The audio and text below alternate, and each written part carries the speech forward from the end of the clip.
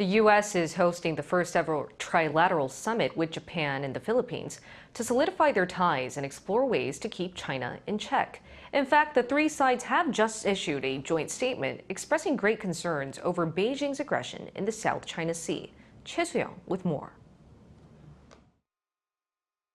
Today, we mark a historic moment, the first ever leaders summit between the United States, Japan, and the Philippines. And it's truly an honor to have you both here as we begin this new era of a partnership. The United States, Japan, and the Philippines have held their first trilateral summit. On Thursday local time in Washington, D.C., U.S. President Joe Biden, Japanese Prime Minister Fumio Kishida, and the President of the Philippines Ferdinand Marcos Jr. agreed on cooperation for peace in the Indo-Pacific, including countering China.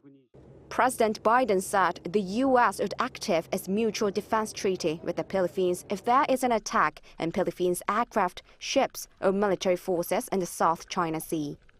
This statement comes amid China's pressure over some of the islands under the Philippines' sovereignty in the region. Biden also mentioned promoting investment in facilities such as ports and railways connecting Manila and Subic Bay Port. It is a partnership born not out of convenience nor of expediency, but as a natural progression of a deepening relation and robust cooperation amongst our three countries, linked by a profound respect for democracy, good governance, and the rule of law. The U.S. is building a new framework with key Asian allies to counter China.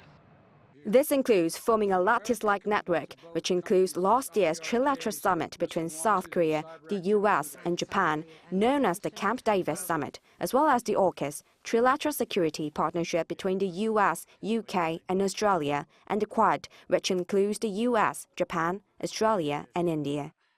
Japanese Prime Minister Kishida said that Japan would actively support the U.S. I'm here to say that Japan is already standing shoulder to shoulder with the United States. You are not alone. We are with you.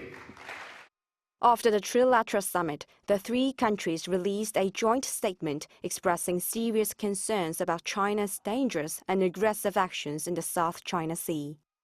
Also, new initiatives countering China's Belt and Road Initiative will be announced for joint investments in energy security, economy, and maritime cooperation and other areas. Choi Soo-hyung, Arirang News.